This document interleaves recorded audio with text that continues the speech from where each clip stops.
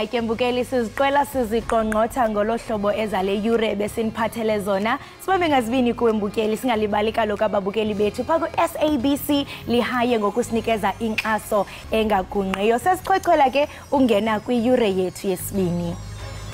Bukele isiphinde sikamkelela ekhaya Jikelele sibonga khulu ngomsusa hlanganyele kanye nathi njengoba seshilo ke ukholosa ukuthi sesingene ehoreni lethu lesibili njengamanje. Indaba nje ke ihamba phambili bese iphethe sikubuyele zona mbukeli lezo ke zokwedlula emhlabeni kaZahara. Kanjalo ke nokubekwe eceleni kwesinqumo isinqumo ke senkantolo esikhiphe ukuthi ukugcotshwa kuka Misuzulu indlulamithi uMisuzulu kaMzwelithini kwakungekho ke kwabekwe eceleni kuthiwa ke umengameli kusafuneka ukuthi ke enze uphenyo abe nethimba lizokwenza uphenyo ngokuthi uhlelo lokuthi kwenziwe lokho akhanjiswanga kahle so lokuje siqhubeka ke mbukeli nokwazisa ngosekwenzeka awusafundo umzi wakho abantwana bakho bebekhala ubusuku bonke beniroko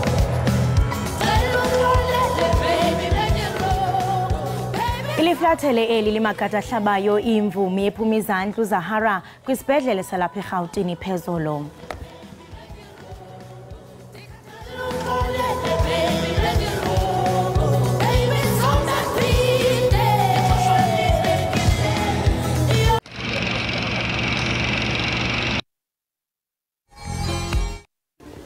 Luchani nginguleno sigusheshelo umkhathi ikwekwez FM emthonjeni 9 to 12 siyakwamukela elitsha likamabona kude lendaba ezinabileko ekhaya Jikelele sikhamba nawe nomsebenzini uthinge esikolweni konke okuhloka kuyokuthola zamba nje siphuma phambili indaba siqahe ngezemidlalo ubujamo bezulu ukuthi na uphuma ekhaya wazi ukuthi umbathe njani konke okuhloka ngelimi oluzwisisako la ku SABC News.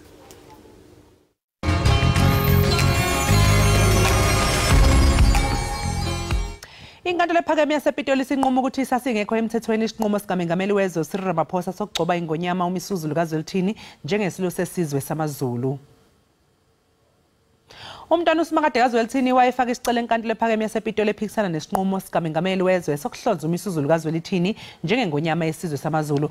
Abameli bakhe batshela inkantolo ukuthi isinqumo sakhe sasingacabangisiswanga. Umengameli wasiphikisa isicelo ethi kwalandelwa yonke imigomo kanye nemidanti yasendlunkulu elawulwa ukuqokwa kwesilo kanye nokuthi kwakungekho kungenza uguqulo isinqumo sikamengameli. Ingonyama yesizwe samaZulu yahlonzwa uhulumeni lesisikhundla ngoNdasa ngo-2022. Umphathiswa wesebe lezobugcisa nenkcubeko uZizikodwa vakalise amazwi ovelwane ngokusweleka kwentshatsheli yomculo ubulelwa Mdukutana nozinzele igama lakhe njengoZahara. uZahara unabeluqaqaqa ngobusuku bangomvulo eneminyaka engama-36 kwisibhedlele saseRhawutini. Lemvumi yazuza indumasi yazidalela uthando kwiintliziyo zabantu beli kethuba ikhupha ingoma esihloko sithi Loliwe.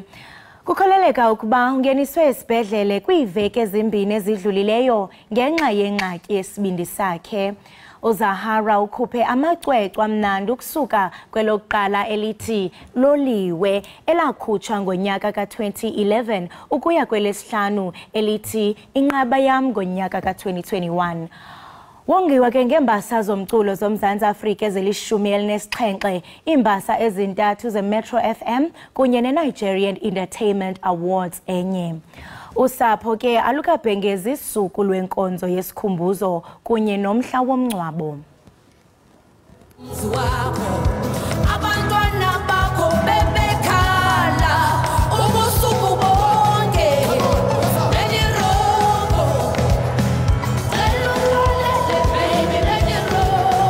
baby Nelson Mandela Dada Madiba Father of the nation Nelson Mandela Dada Madiba Father of the nation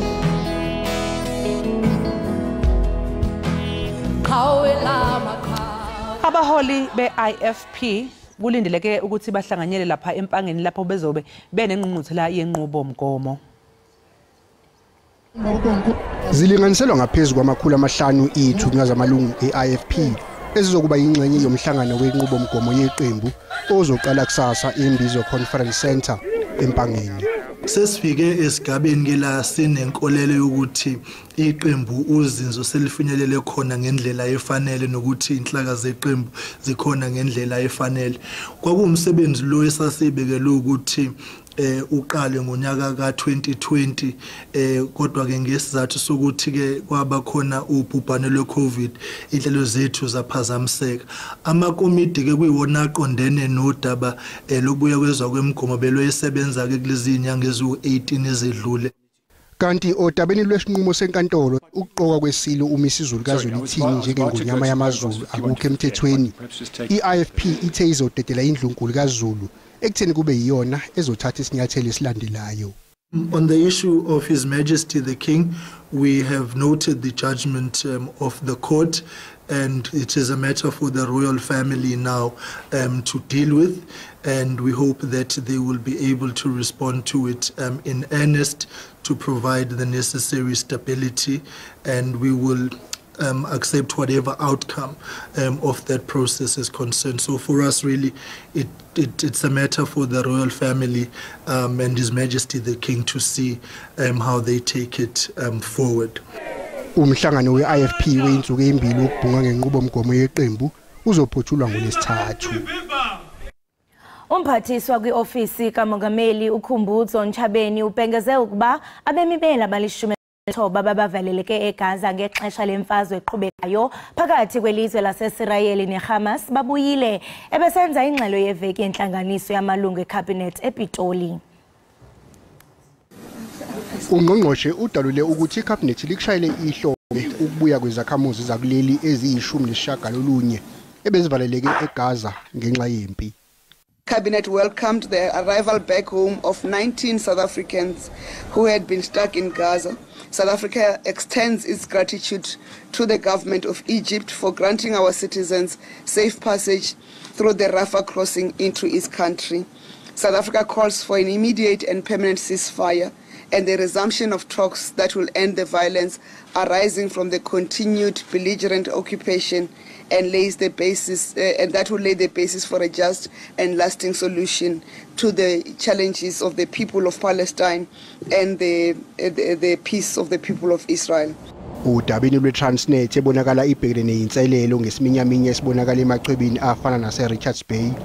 iCabinet ikholelwa ukuthi ibhodi elikhona njengamanje lizokwazi ukuthola isombululo ngokukhulu ukusheshsha.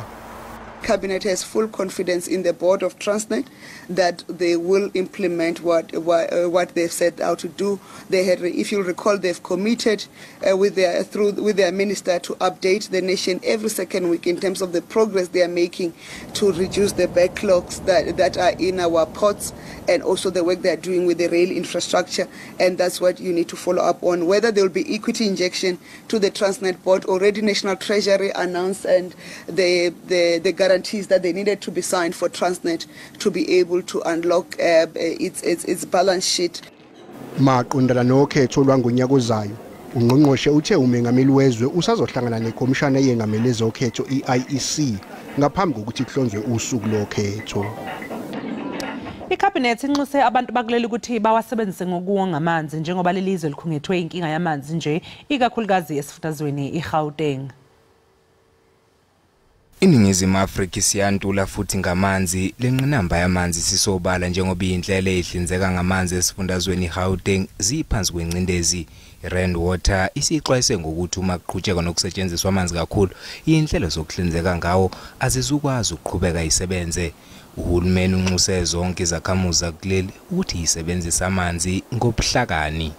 You will recall that South Africa is a water scarce country, and therefore the call for us to use water sparingly is not only limited to the people of Gauteng, it applies across the country. Kusenjalo okhulumela iRand Water uthi ukunyuka kwezinga lokusetshenziswa kwamanzi esifundazweni iGauteng kungenxa yokushisa kulamasonto edlule. Uqhubeke wathi amathimba ezobuchwepheshe eRand Water azoqhubeka nokusebenza ngokuyikhandla ukuze kusimamiswe izinga lokuhlinzekwa kwamanzi. Rainwater has over the past few months been warning that the water system is constrained due to high consumption across all Gauteng metros. The impact of heat wave continues to result in high consumption above the set targets in all Gauteng metros.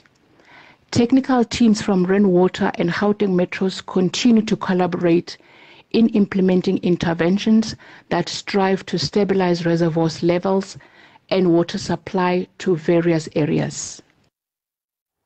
Ijaji yenkundla ephakamileyo kwiphondo laseNtshona Koloni uNathan Erasmus ugqibe lokuba uZandile Mafe otyhola ngokuqugqisa iParlamente akanokujongana nezityholo abekwa zona.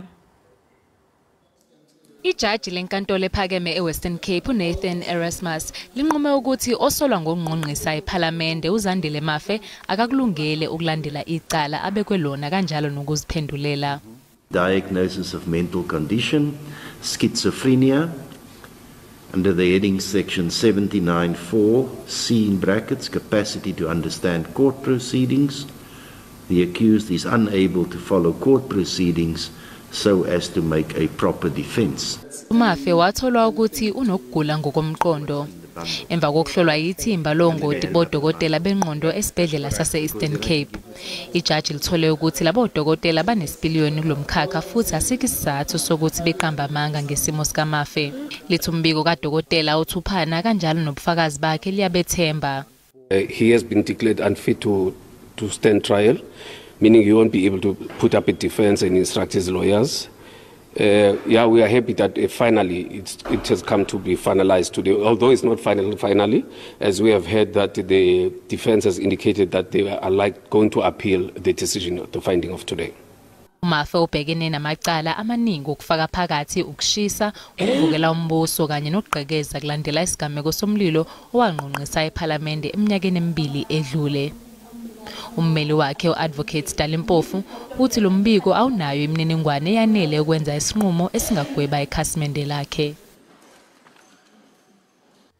Inkantolo yemantshi yaseGoli lihlehlisele umhlazi isihlanu kuNhlolanja icala elibhekene nomethuli wenhlelo kumabona kude umulimo Jubjub Maaruhanyi. uJubjub ubhekene namacala okudlengula ukuzama ukubulala kanye nelokushaya.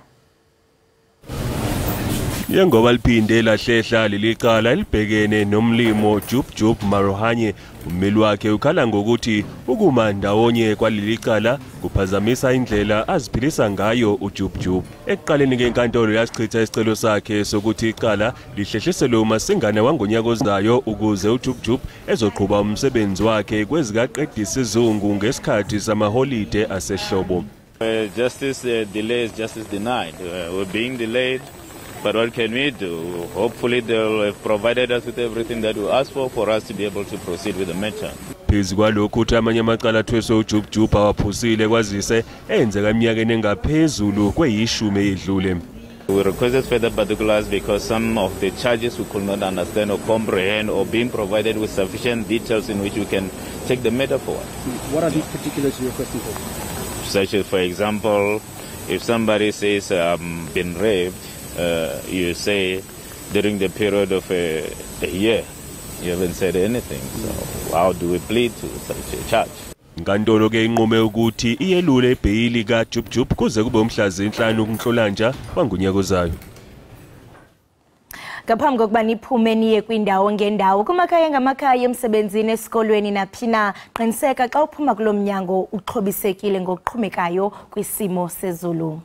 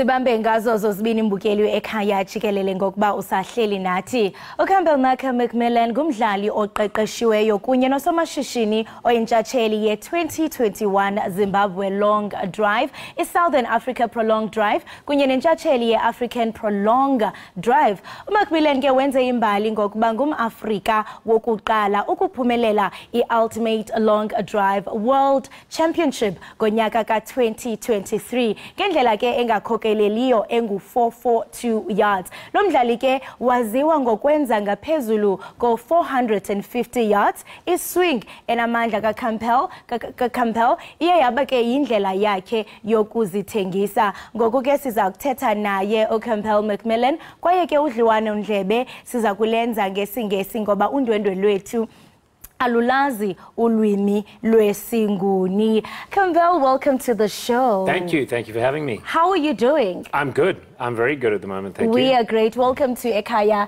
Jikelele. Feel free, this is home. I'm sure you were probably wondering and pondering while I was reading the intro, what am I really saying? But you could hear your 440 yards. Every now and then, yes. Yes, but I mean, that is your success. It has been. You know, just recently back from the United States and had a very successful trip, a very up and down kind of trip, but very successful in the journey that is kind of where we're heading. You know, it was the start of what I call the procedure to becoming the full-time world champion. You know, there's measures to it. Yeah, becoming a full world-time champion. And I mean, for someone who doesn't know you, who's sitting at home and probably wondering, who is this champion? Who is Campbell? And can you just take us through your long journey? So basically, it's a very simple one. I'm a very simple person. I come from very simple backgrounds. I've grown up in the farming lands of Zimbabwe, where I had a father that kind of, you know, directed me through golf as a child. Wow. He was, you know, famous for, I wouldn't say famous, but he was well known for his long drive antics and what he could do with a golf ball and the potential that he had.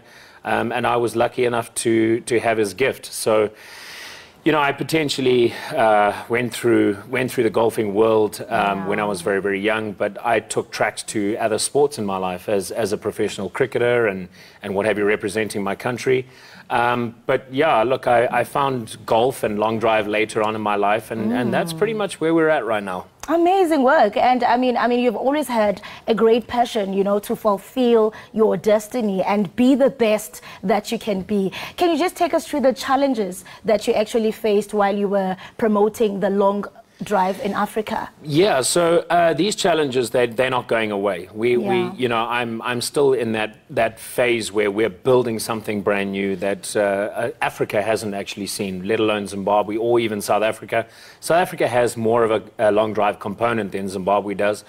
But, you know, we've had the talent of long drivers in Zimbabwe and South Africa right now, and it's all about trying to get through the sequences of events that will promote the sport throughout the days. And you know, it is a huge challenge. Obviously, the most fundamental challenge is media and finance. You know, as soon as we can start locking into how we do that, then the sport will start growing. Yeah, you say that it's mostly popularized here in South Africa. Yes. And I mean, for someone who has no information, how would you differentiate the traditional golf and this one that we are talking about today? So the way I look at it is, we all know as Southern Africans, we have the Proteas cricket side. You know, we've developed cricket from Test cricket to one-day cricket and then to T20 cricket.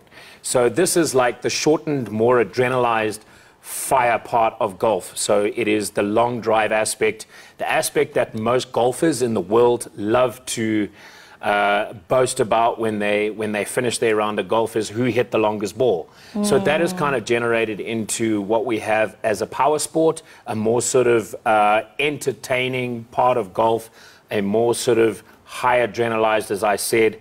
You know, it's a very sort of fun, loud, fast moving part of golf that is all that it is guys hitting golf balls as far as possible, and it's very exciting. Yeah, yeah. And I mean, one of the things that excites you is that, I mean, with the long drive is the fact that you get excited and the adrenaline that comes with the rush when you're pushing your swings. I want to understand how is the long drive gaining popularity here in Africa and throughout the world?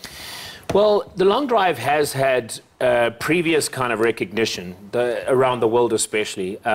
We have had very successful long drivers out of South Africa because that's generally where it's all come from. Nowhere else in Africa has really produced it. But yeah, look, I mean, the progress in the actual sport is basically coming out of Europe and America. COVID, obviously, you know, didn't really help the sport, and the sport took a bit of a knock from that, but it is slowly building its way up. The TV channels over in America are starting to produce it again. Wow. So yeah, you know, once we start getting into the TV side of it, then people will start learning about the characters of long drive, you know, the finer details, which will get people excited and wanting to watch this on social media. Yes, and I know that, I mean, there are people who have brought about solid contribution in your career. And I want to understand, I mean, share your experience with the global long drive competitions.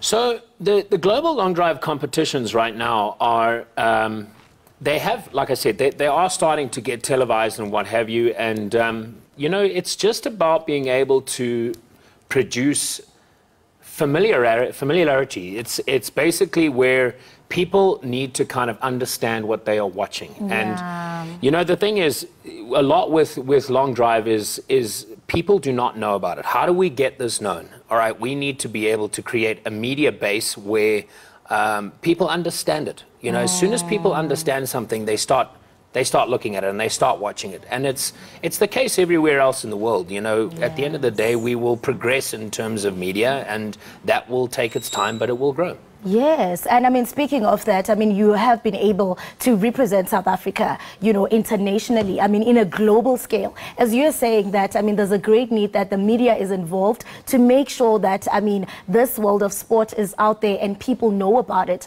I mean, having to represent your country in an international stage, I mean, that's a huge achievement. Look, it has been an incredible feat, and you know, I am very proud of all the steps that we've taken, you know, to get to this point. And I'm hoping that not only myself will be able to experience that. We have had people to, you know, other athletes go over and compete overseas and in America and what have you. And you know, like I said, you know, the more we do this and the more we keep at it, you know, we have very successful sportsmen and athletes.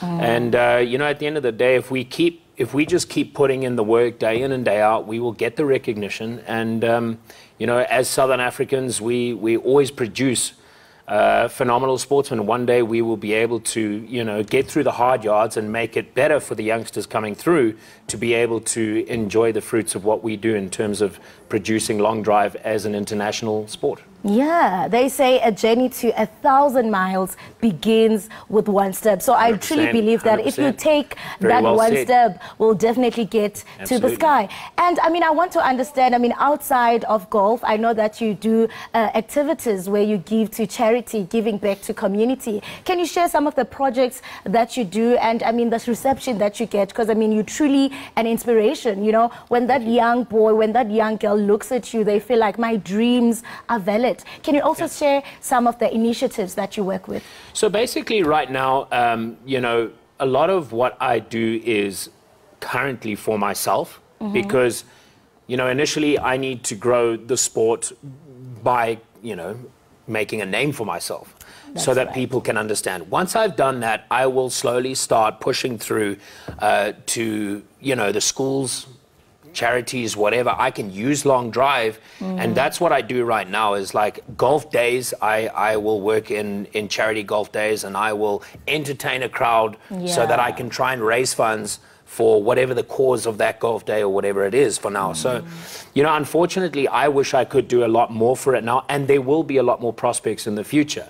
You know, I have plans for that, and I have great people behind me trying to push that as well. So we will get into that more and more and more, and I will always, you know, give back to where I have come from.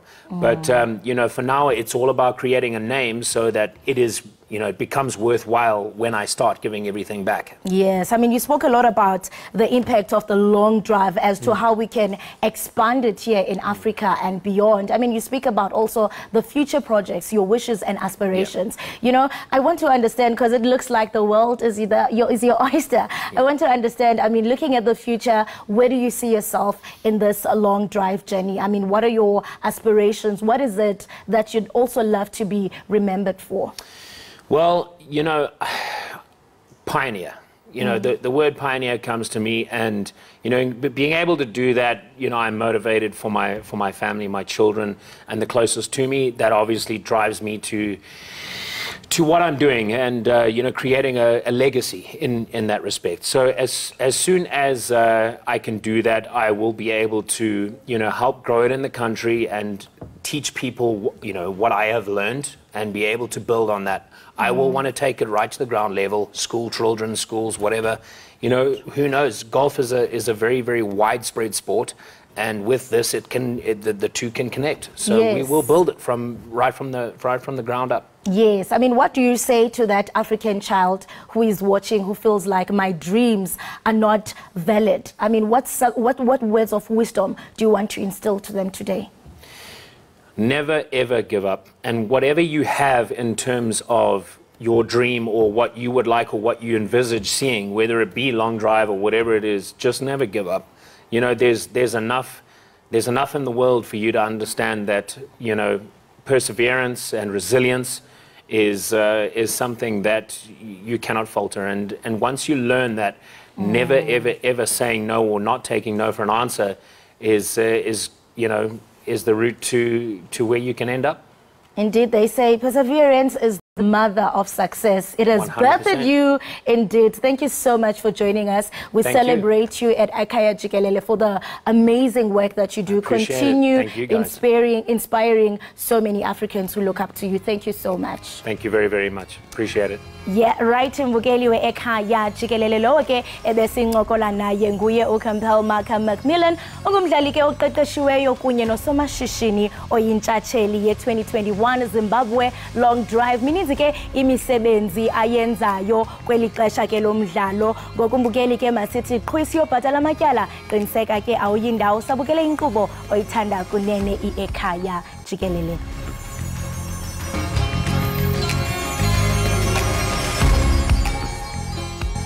Siphinde sikwamukele mbukeli lapha Ekhaya Jikelele. Sibonga kakhulu ngokusahlanganyele kanye nathi. Sibusisiwe isandla esiphayo kunesamukelayo, kusho umbhalo ongcwele eBhayibhelini. Uhlengi weNtsibande ungomunye wabantu abambalwa kakhulu ke abasaba ngabaSamaria abalungileyo. uNtsibande ungokudabuka le emtubatuba kwaSomkhele esifundazweni kwaZulu-Natal, kodwa ke njengamanje uzinze lapha eGoli. Njengomholi wentsha ebandleni akhonza kulona, ubuye ke abe ngumbhali wemidlalo yeshashalazi. Uthi ke ulandela eduze isiyalelo esiseBhayibhelini esithi kunakekelwe abafelokazi nezintandane. Uthando lokusiza abantu abadla imbuya ngothi lwaqala kuye semncane kakhulu njengoba ekhulele emndenini owawusiza abantu abaningi abampofu endaweni yangakubo. Unakekela abantu ngokunikela ngokudla kwabampofu endaweni yangakubo. Mbukeli sonke ke siyazi ukuthi ke isikhathi samaholiday asehlobo isikhathi lapho imndeni eminingi isuke ihlangene khona ndawonye kuphiwana izipho kube nemfudumalo. Intandana ke ngoba zona ayinabani zisuke mbukeli izonikwa ubani lezo zinto ngoba ayinabani. Kodwa ke uhlengiwe ukwazileke ukulivala lelo gebe wabesula inyembezi. Sisebenza naye lapha ke eSABC ungomunye wabantu ke abasebenza ngobuxhakaxhaka bemshini lapha eSABC. Unathi ke lapha Ekhaya Jikelele ukuze sizoxoxisana kabanzi ngalomsebenzi omuhle awenzayo. Sikubingelele hlengiwe sikwamukele Ekhaya Jikelele. Sawona noxolo, ngiyabonga ukuthi ningimeme. Awukubonga thina ukuthi uze uzosivakashela la Ekhaya Jikelele. Ngiyezwa ukuthi uthando lwakho lokusiza abantu abampofu abaswele abadingayo lwaqala kuwe usasemncane kakhulu. Mhlambe yini into eyenzeka eyenza ukuthi ubone lokho? Kahle kahle la ngiphuma khona ngiphume ekhaya, it's from my grandfather umkhulu wami vele ube umuntu obihlezi siza abantu endaweni. So ekhaya bekufika abantu singabazi bezofuna usizo. So there's something ehlukile ngami, I think umkhulu ayibona kimi, because every time I hamba eyonceda abantu ubehamba nami. Out of all the grandchildren athathe mina athi asambeni siyosiza. So same thing as my mom. So lento yaze yakheka kimi ukwazi ukuthi njalo makune need, sometimes ke ngikhule ngisakhula ngaze ngaba yimina ohambayo in the community identify imndeni ngathi hluphekile then ngize ngizosho ekhaya ukuthi kunenkinga kanjeni and then sizohamba ke noma sekhona umunye uthola ukuthi akasakwazi nokugeza siyamphekela so yazi yakhula ke lento kimi and it became part of my life. Ngiyazi ukuthi ena indaba yokuadopta lakho kunakekela abantu ngokusemthethweni kuvame ukuthi kuadopte kakhulu izingane ezincane ezi-adopte emndenini kodwa wena uadopta ugogo wamnakekela usixoxele nje kabanzi ngalokho.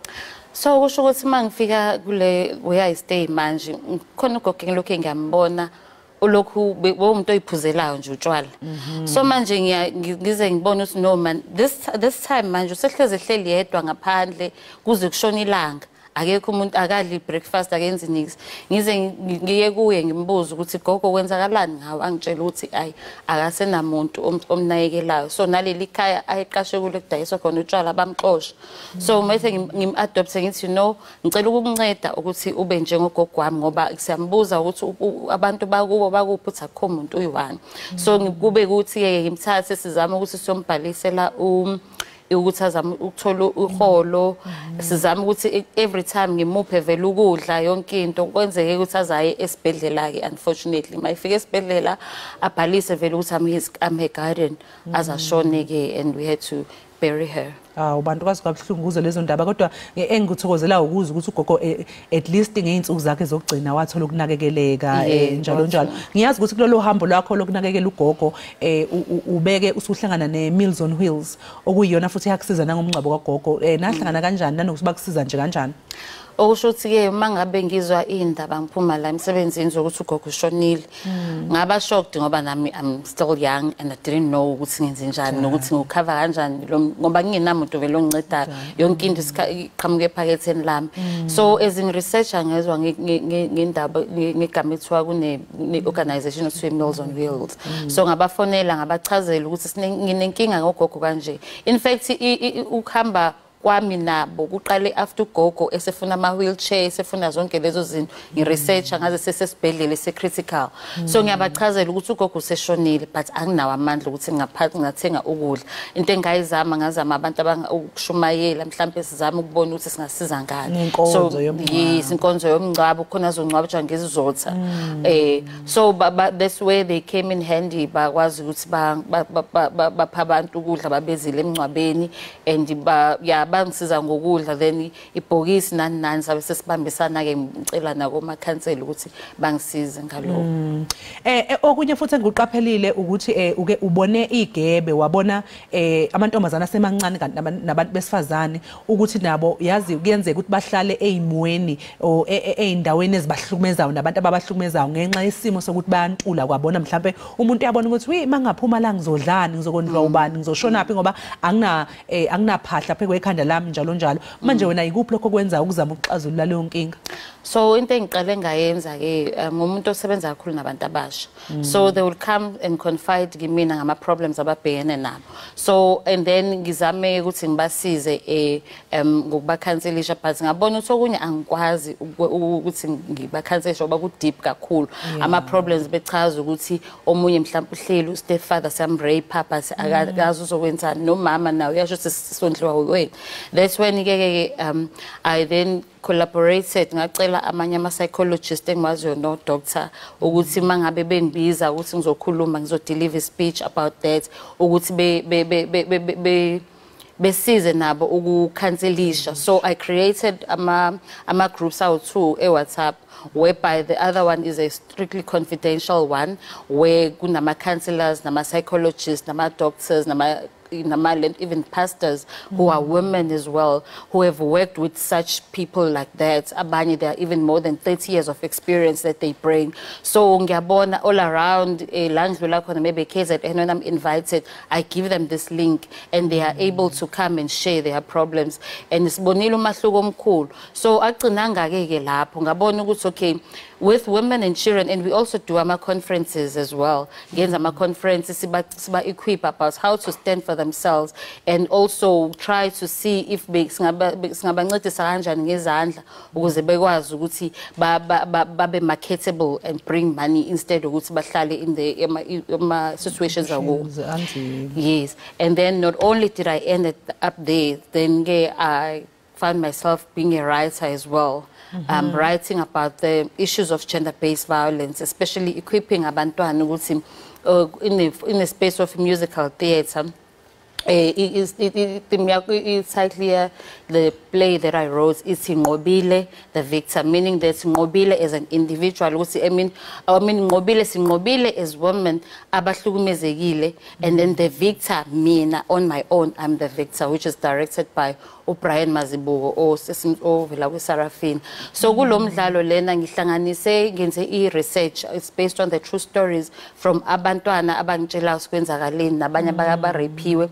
Then agcinanga lapho ukuthi ngichaze ngeinkinga ababhekana nazo, but ngase ngihlangana nomunye ubaba ojele okuyena ochaza ukuthi how do you see from umuntu esakubulisa ukuthi uzogrape lo muntu lo, and how do you equip yourself as umntwana wesikole. Not only that, sasikuba nama keys as well, ngasebenza nama counselor nama psychologist nakhona about indlela ukuthi usizakala kanjani uma ungabe usureshiwe. How do you do? One of the example that that touched me, because ngiya kakhulu emakhayeni la esemakhaya la investor khona kakhulu, ngithanda ukuya emphakathini la kusemakhaya engekho vele indaba yama centers for gender-based violence.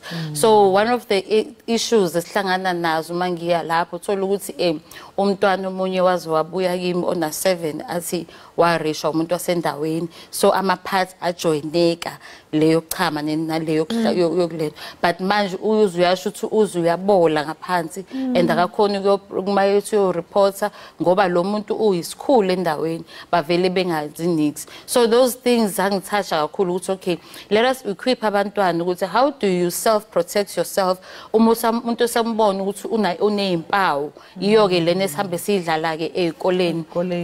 Yes kakhulu kuzosiza kakhulu ke futhi hlange ngiyaqaphela njengoba futhi siba nale ngxoxo usho nawe khona lapho ke washo khona ukuthi ngoba kusuka ukhiphe ephaketheni lakho manje ngiyazi ukuthi izinto zihabiza isimo sokuphila sesinzima njengamanje yonke into kuyakhuphuka kunjeyana nawe unezidingo zakho njengomuntu phela ukuthi mhlawumbe emakathiwa khona abafisa ukulekelela uluphi usizo ongafisa ukulithola angeke zisazi mhlawumbe khona umuntu obhekile othinteka inhlizweni ukuthi na angafisa mhlawumbe afake isandla ukuze umsebenzi wakho lo muhle uqhubeke lusabalala. Yo singajabula kakhulu, especially ngithola umndeni wami usulwa nami kakhulu, because impilo isuke yashintsha kakhulu ngenxa yokuthi when you finance, especially ngisho nje one of the examples yona le ndaba yama plays, you get professional actors and then you need to pay them. And these are professionals, because I believe when you do something you give it your best or else you live it. So ngingajabula impela mangase besincede ngemali, and also we work with a dynamic youth la that are willing to do anything. So nabo singacela usizo olukhulu ukuthi nabo bethole ukusizakala, especially labantwana abayintandane, because manje iChristmas lunch is once off. What is going to happen in January? January. So one of my greatest wish ukuthi at least uma singathola isponsor sazi ukuthi bayabanika every month kune groceries ayo kune stationery sizayo, ngoba one of the things esibonile uma senze even Sunday engizwile ukuthi most of them they wanted to kill themselves. Already lo mama uyasho ukuthi ingane zakhe ezu2 sezibulele ngenxa yendlala nokuhlupheka. So uma ngabe sesiyenza ke, and then ngiyabonga nozakwenu uKelvin Dludla ozile waba encourage abantwana ukuthi ukuyibulala ukuthi uyintandane akusho ukuthi kumele uyibulale. So nabo uma bengathola usizo lokululekwa ngokomqondo beyazi ukuthi banendawo la basizakala khona umuntu ozoba ijeni, but nje financially we really straining, because I found myself also ekolotini manje ngoba laba abantu kumele ngibenzele, and now angisakwazi amandla awasakwazi ukusabalala abanele manje ke hlenge mangabe mhlawumbe umuntu efisa ukuxhumana nawe abantu bangaxhumana nguphi nawe? Bangaxhumana nami ku WhatsApp. I think I'm on Facebook, Izindaba, and my WhatsApp number was 067 124 0100. Louder. Oh, I'm on Facebook, Izindaba, and number yami 067 124 0100. But bengithi nje ngicela ukuthi iqapho nge-event lesiyenzile nodludlu siphuma kuyo. I think ekuyona mhlawumbe ngempela sonke kade nihambisa kuyo ya ngasiqaphu nje. So manje kusithe uma ngabe ngi-invitewe kwenye indawo ngiyoyilalela uma sekuphela kanti kuzoba ingane which is an orphan. And then he started explaining about ubuhlungu abahlangana nabo. He's a child-headed family, una-11. Asho ukuthi uma wakhe washona ekade ebathembise ukuthi bazoba ne-date bazoya eChikelele. Then the following day umama akasavuki. Yena umntwana uyitshela ukuthi hayi umama ukusho ukuthi ulele uye esikoleni mayebuya umama useshonile. And he was talking about ama-challenges shock okufeyisa nalokho and naye kwamele alandele iy'ngane zakube ey'ncane. And the whole room broke down in tears. Mase ngibona ukuthi yazi lento le ngoba lezi ingane mangikhuluma nazo sezingibambile sezingibiza ngomama ayisafuni ukungidedela. Already sekuphele koqala uDecember manje ngibona ukuthi yazi amandla anginawo ukuthi ngabenzela something. That's when I also called in emails on Wheels to say, please, can you cater for 200 people? Because as I'm a leader for izone, abantabasha, abaningi abasebenzi basesikoleni. They've got energy, they've got passion, but they don't have money and means. So that's when they get back to me, and with a donation also from friends and family, and also assisting from the church. So I would like to say thank you to the donors and the sponsors, and I would like to appeal those who are able to do that, can they please assist us. Thank you. Siyabonga kakhulu Hlengiwe Ntsibande ngomsebenzi wakho omuhle. Sikufisele konke okuhle. Sengazi ukuthi impela abantu bangeza ngaphambili basize bafaka isandla ukuze sizobona impilo yabantu ishintsheke. Uqhubeke nje sisi ungaphela amandla ungadikibali uqhubeke usiza abantu abahlwempu. Siyabonga. Mbukeli lowo bekuhle ngwensibande besixoxa naye ngomsebenzi wakho omuhle wenzela umphakathi wangakubo ngokuyithandela yena futhi ekhiphe ephaketheni lakhe. Sizobuya ke ngemva kwalokho mbukeli mangabe uyakwazi ukuthi usize uncede ufaka isandla siyakuncanca mbukeli ukuze impilo yabantu izoshintsha. Asithi nje ke qu 8 olo siyabuya kusekhaya Jikelele.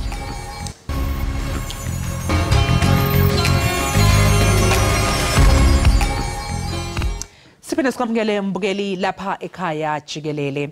Inkantolo ephakeme yasePitoli inqume ukuthi sasingekho emthethweni isinqumo sikaMengameli wezwe uCyril Ramaphosa sokugcoba ingonyama uMisuzulu kaZwelithini njengesilo sesizwe samaZulu.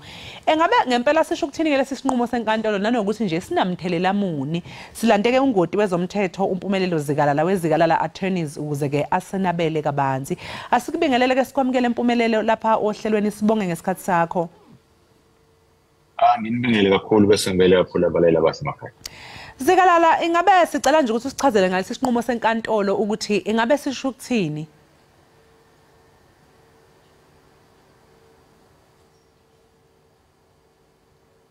Pumelelo ngabe siyatholana? Sengiyakuzwa. Oh no bengisaqala nje ngokuthi siyacela ukuthi uqale nje mhlawumbe ngokuchazela umbukelo sekhaya ukuthi lesi sinqumo senkantolo ngabe sichaza ukuthini? Inkantolo beyicacisa izolo ukuthi cha mongameli uzokhumbula phela ukuthi wena mangabe ukhipha isitifiketi usuke uregulator noma ulawula umthetho obizwa nge-Traditional Leadership Act and Khosan Act. Iyona ke kutshenayo ukuthi mangabe kukhona umuntu uzofaka isikhalazo athi hayi mongameli before sikhipha isitifiketi sibona ngathi angihambanga kahle ngasemndenini, wena kufanele uhlale mongameli bese uwenza into ekuthiwa investigating committee ezohamba iyophenye ukuthi kungabe lezi ikhalo ezisuke ifika nabantu abakhalayo ziyiqiniso zikhona kufanele yini ukuthi zinakho. In this case mongameli ithema isifikile incwadi wena wayithatha wayishaya indini noma kade sisedeskini lakho wangasinaka leso sikhala kade sikhona. So inkantolo ibithi awuhambi uinvestigate mongameli ukuthi leso sikhalo sikhona ngempela yini, kodwa usenze njalo isitifiketi lesi kade usikhiphile noma isinqumo sakho sokuthi urecognize isilumi esiZulu njengesilo samaZulu sasithatha leso sinqumo sakho sesibeke eceleni. Inkantolo ibicacisa lokho ke izolo ngesikhathi ikhipha isinqumo sakho. Manje umusho umuthi Zikalala kuthiwa umengameli akahamba yophenya abheke ukuthi ngabe konke kuhambe ngokohlelo. Uma engabuya umengameli athi cha usephenyile konke kuhambe ngohlelo ngabe kungachazani ke lokho? Kungachaza ukuthi isinqumo sakhe sizohlala sibe khona onenkinga naso noma nesinqumo sobe sisikhishiwe kuyofanele bese yachaza ukuthi ukuphi la ngahambanga khona kahle ongaba khona ukuningana mhlawumbe kuzothiwa ayi engathi le-investigative team kade usuyenzile ibinabantu bavele kade benenhleso yokwenzelela awuthathanga abantu aba-objective awuthathanga abantu akade ukuthi bawongoti ey'ntweni zesintu nabazi ukuthi makuthiwa kukhethisile ukwenzakalani awuthathanga abantu emithe mayisiqala i-committee sikhona yangababiza abantu kuyibona fanele ngabe beza ngaphambili banikezwe ithuba lokuthi bazobhodla kusesifubeni sabo bazosho ukuthi ukuphi la bebona ukuthi akuhambanga khona kahle wenze ngendlela yakho bese kulini noma wayikomiti oyinikezanga ngesikhathi esanele so izona ikhalazo mhlawumbe ezingaba khona lezo makuwukuthi ikomiti sikhona kodwa ikomiti mayikhona kufanele kuba abantu abawongoti abazi ukuthi umthetho usebenza kanjani hayi kuphela umthetho waseNingizimu Afrika lesibiza ukuthi legislation noma common law abazi ukuthi umthetho wesintu nowesiko nemikhuba yakwaZulu isebenza kanjani uma sekuthiwa kukhethisile and then bese bezobona ukuthi ungabe khona inokurongo kwenzakalile emva kwalokho ibona ke bazo-advise upresident bathi hayi mongameli sithe masibheka kukho kurongo kwenzakalile isilo esikhona njengamanje sona fanele ngabe sikhona noma babuye bathi hayi mongameli engathi khona okungahambanga kahle la ukuthi ukushintsha nangu umuntu esibona ukuthi engathi uyena okufanele ukuthi akahlale la kulesi sihlalo. Manje mabe kubonakala ukuthi khona okungahambanga kahle lokho kungagcina mhlawumpeni Zikalala sibona yini kwehliswa ke esikhundleni ngonyama uMisuzulu? Singakubona kwenzeka lokho kodwa asikuhlukanise kabili asikhumbule ukuthi process ka president yokho recognize umuntu oyisilo ihlukile noma iseceleni kuneprocess yesintu nemikhuba yakwaZulu nendlela ekwenzeka ngayo so if kuwukuthi kuzothiwa even ukufaka esibayeni kwesilo uMisuzulu kwangekho semthethweni makuthiwa khona isigcawu esifana njengaleso only then la singabona khona bese kuthiwa hayi ke usuyaphuma or situation esingayithola singathola ukuthi isizwe samaZulu sizothi hayi thina sinaso isilo whether mongameli recognize asingene indawo lapho ngoba thina siyazi ukuthi izinto zenzeka ngendlela efanele ngabe zenzeka ngayo into ekhona akukho la kubhale khona i-customary law so ayicodifywanga i-legislation esingakwazi ukuthi siyibheke yiyo kwenza kube nzima makuthiwa khona uphenyo ofana njengalo lekufanele enzima into enza kuphinde kube nzima ukuthi ayikho isigcawu sesibekwayo ukuthi mangabe kuthiwa khona ukungaboni ngasolinye emndenini kanje eziphi izinto ekufanele ngabe ziyenzeke ila khona umthetho wethu noma mhlawumbe iprocedure siyenzayo ukusolve ama-disputes isashoda khona idinga umndeni uhlale phansi ubone ukuthi cha lento esikhuluma ngayo inkulu kunathi sikhuluma ngelegacy nokuvikela kwesizwe esikhulu sikhuluma ukuthi umlando awungasho ukuthi thina esakhoza ukuthi akucollapse noma isizwe bese siyashabalala ezandleni zethu asibone indlela esizokwazi ukwenza ngayo ukuthi siqondise izinto zethu zihambe ngohlelo regardless ukuthi umthetho uthini so mfetha phambili uhulumeni nezinto zakhe nako konke kodwa ngokwethu nayo into esifuna ukuthi ayenze khona uzokwazi ukuthi yenzeke kahle ngoba uhulumeni the only thing asuke ifune yena usuke ethi ambani nifike niyicheckele nina ngokwemikhuba yenu ngendlela enenza ngayo bese niyabuya mina nizongitshela ukuthi ngabe yonke into ihambe ngohlelo yini. Sasiphatha nje Zikalala mhlawumbe singabona nephosela inseleleke lesi sinqumo uNdlela mithi uMisuzulu kaZwelithini. Angakwazi ukuthi akwenze nomongameli angakwazi ukwenza lokho ngoba uzokhumbula ukuthi umongameli wayethe kuyena ngesikhathi kubameli bakhe cha mina ngilalela uJudge Madondo likhulumile uJudge Madondo lento wathi hayi useqedile uadjudicateile wakhipha isinqumo umbuzo uzobusa ukuthi ke inkantolo esilinganayo nayo uGauteng High Court neKZN Division ngoba bazi inkantolo ezikuline order bayalingana ngokwamandla abo asinaso ithuba noma amandla ukuthi overturn judgment esikhona if kuwukuthi uzovuma ukuthi udaba selikhulunyiwe la discuss okwaqedwa ngalo then yindaba ukhipha iorder engahambisani nedecision into kade uadmithile earlier so singabona upresident la ithatha lelo daba lisaphambili ku-SA sithola isibone yona indlela methi ithatha lelo daba lise-SA sathi la president uzothi hayi musana ukudlala ngami selikhulunyiwe udaba laqeda seligalelani phansi ngoba sisidecide ijudge ukuthi lithini indlela methi yona bese izothatha mina ngibona ukuthi konke kufanele kuhambe kahle ngokwemgomo kwenzeka ngendlela akukho idispute esakhona udaba lingaqale phansi uselifindele imuso so lisakhona ithuba lokuthi bajusele udaba e-SCA nakhona futhi bayibona ukuthi khona ozohlulwe e-SCA ne-Constitutional Court esakhona futhi ukuze ikwazi ukuthi idingile.